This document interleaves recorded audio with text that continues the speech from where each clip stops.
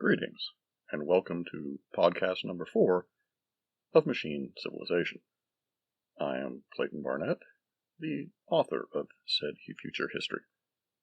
Today we will be looking at the humans who populate this future world. As always, spoilers abound, so if you would prefer not to have a lot of the plot points of these stories knocked out from under you, I would suggest maybe indulging in some of the books first before listening to this particular podcast. From the beginning, my first 2 novels, The Fourth Law and Echoes of Family Lost, there were 2 central characters, the adoptive sisters of Lily and Cali Barrett. Lily is the main character of The Fourth Law, and they both share the spotlight in Echoes. They are the 2 daughters, as I said, adopted. Lily is Han Chinese, Cali is Min Chinese, of Clive and Shari Barrett, who get a brief mention in The Fourth Law, and then Clive Barrett goes on to commit his horrible acts of state terror in Crosses and Double Crosses. His character is based closely on Felix Dzerzhinsky, who established the NKVD in the early days of the Bolshevik Revolution. Another point of definition probably should be placed here toward the beginning, is when I said I'm talking about the humans, even that doesn't necessarily mean what it means, because there are normies, as Faustina once dismissively calls them, but there's also a class called demi-human. At one point in Echoes, we find that one of the machines, one of the AIs from Tribe Tosca, had gone insane, and in an effort to hide from the rest of his family, Tribe Tosca, he took up residence in the massive computer cores of Oak Ridge National Labs in eastern Tennessee. While there, he made certain modifications to some of the human children in utero, and then as they were born and got older, these modifications were mostly just so that he could have a small human cadre he could control. He wrote what I call lines into their heads, and so he would be able to whisper messages to them. For some of the kids, it was developed enough that they were able, in a wireless environment, to see into what we would call the internet or the web, and what in my stories is called the void. Over time, for most of the kids, that ability wasted away, especially after Pavel was cured of his issues. However, it persisted in some, like Pavel's best friend, young Gary Hartmann, who is, as we'll find, one of the children of Cali Barrett, later Hartmann. And we find out that ability, those lines, is deeply genetic. It actually breeds true, not only in his sister, Faustina, who then goes on to modify herself even further, but it carries on into Faustina's children, which is far, far ahead of where I want to be right now. So there are humans, normies. There are demi-humans that have some ability to work in the void. And although I call her a demi-human, there is an even further outlier of Henge, who later becomes Gary's wife, because she is the daughter of Thad, one of the thinking machines of Tribe Tosca. And for her love of her friend, Gary, she uses up and eventually destroys a prototype fusion reactor to manifest, using the equipotential flux point associated with fusion and fission reactions, to manifest a physical body. She gives up literal immortality for the man she loves. And so she, made of, honestly, star stuff and nanomaterials, is something else again, but she's also unique, so far as I know. So I lump her in with demi-humans along with everyone else. So that's our initial group of Clive and Shari Barrett and their daughters, Cali and Lily. As we learn very early on in Echoes of Family Lost, Cali is rescued by Leslie Hartmann, who was I think E6 in Fort Knox, part of the, 16th Cavalry, Armored Cavalry. And in the early days of the breakup, when Louisville, which is just outside of Fort Knox, was starving, he and a lot of the men from the base were sent in to restore order. Well, when there's no food and there's no food coming, what order can you restore? And eventually, a lot of the men were ordered by the commanding general to fire on the civilians, and a lot of them disobeyed, including Leslie and his unit. And very quickly, military discipline fell apart, and he found himself, for lack of a better term, running a little protection racket in Bardstown, Kentucky, because with all of the local distilleries, their mechanical genius for their unit, Moriarty, was able to make modifications to their Hummers and their Bradleys so that they could use a mixture of gasoline and the alcohol distilled from all the bourbon distilleries in the area. His little life gets shaken up, and by a series of stories, which you're more than welcome to purchase and read from Echoes of Family Lost, he ends up with meeting Cali at a small prototype fission reactor just outside of Columbus, Ohio, to the east of it. And they end up together and end up having 3 children, Gary, Faustina, and then much later their younger brother, Gabriel, shorthanded as Gab.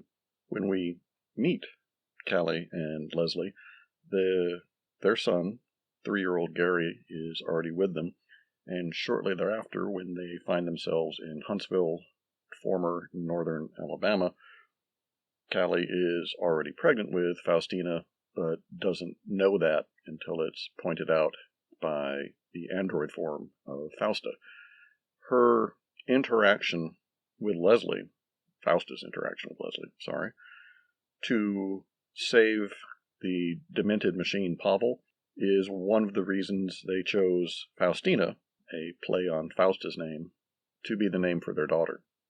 Gary, as I've said, is demi-human, and Faustina also is as well. Gabriel is not. So just like any other allele, sometimes it breeds true and sometimes it doesn't.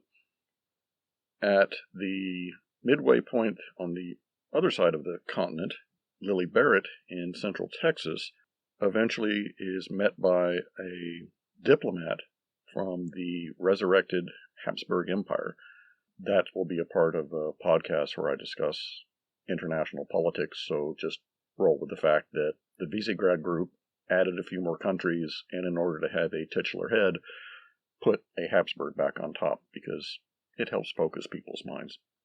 Anyway, she ends up marrying Arpad Rigo, and they have 3 children. Ryland, female, who is a natural genius, but not a demi-human. And they also have their fraternal twins, Clay and Cali.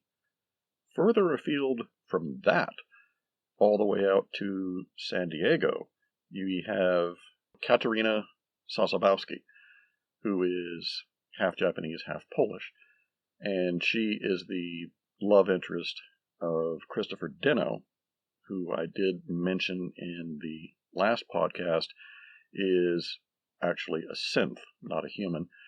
So if you look at the cover of Cursed Hearts, you'll notice the male figure there has scars across his chest and down his arms, and the artist sort of hinted that something was different in what's going on inside his head. So a dead human body reanimated, the neuromuscular system completely jacked up, and then a small quantum computer placed into the skull cavity. So he's back in the machine category. He's not in the human category.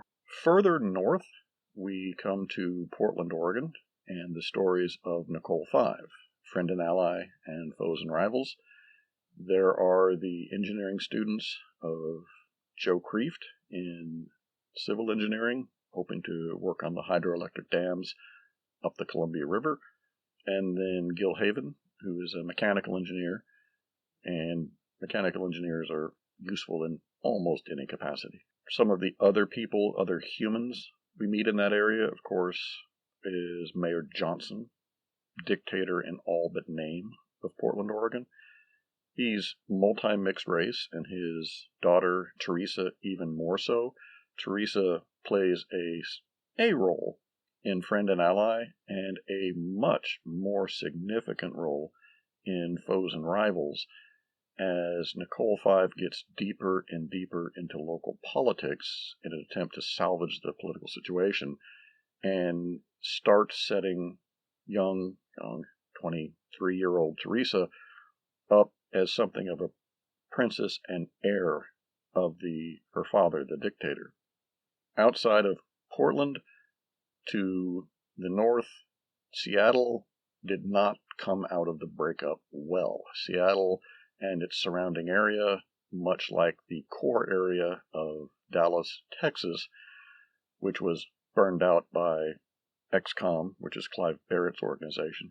But Seattle went cannibal. Bad.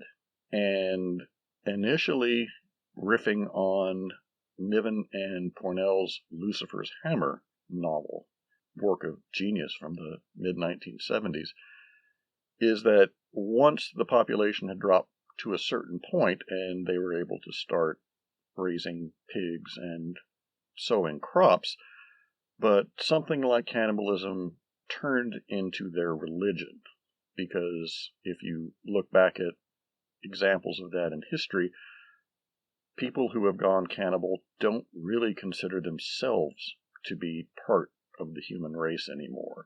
So they use it as part of a conversion ceremony. And some of the creepy fanatics we meet very early on in Friend and Ally speak to that they're one step shy of just batshit crazy. Further up the Columbia River, way out in the plains, say, stretching from the Dalles Dam all the way to Boise and beyond, also human civilization, took a different evolution in reaction to the change and the die-off of 100 million people just in America alone. And they basically became high plains horsemen, almost like the Apaches and Comanches of old, but primarily these were whites from that area simply trying to survive. They're characterized at one point as Huns 1,400 years on. And their first organizational leader took as was later said, if you're trying to win friends and influence people, picking the name Ruin is not exactly a way to go about it. However, in a low-tech or no-tech society, there's no printing, there's no books, there's no electronics, that word of mouth is the only way to transmit. So even his later successor, after Nicole 5 puts paid to his ideas of destroying the dams and sacking the city of Portland, his successor riffs on Ruin and simply calls himself Hrun. Just as I point out, just as Caesar, which was a cognomen of the Julian family, it means thick head of hair, which of course is tremendously ironic for Caesar dictator, because his mother was an Aurelian, and most of the Aurelian men were bald as an egg by the time they were 25. But Caesar became a title, an imperial title, and it survived into the modern age with Caesar, which is actually how you would pronounce Caesar in Latin, and then also further into the Slavic languages such as Russian, where you have the word Tsar, which is just the Slavonic version of Kaiser. Other groups of humans in the former U.S., we've only heard a little bit about them. The Mormons in the Salt Lake Valley and the surrounding area, say up to southern Idaho and bits over into western Colorado and Nevada, and that is collectively known as the Deseret Republic. and apparently they're very clannish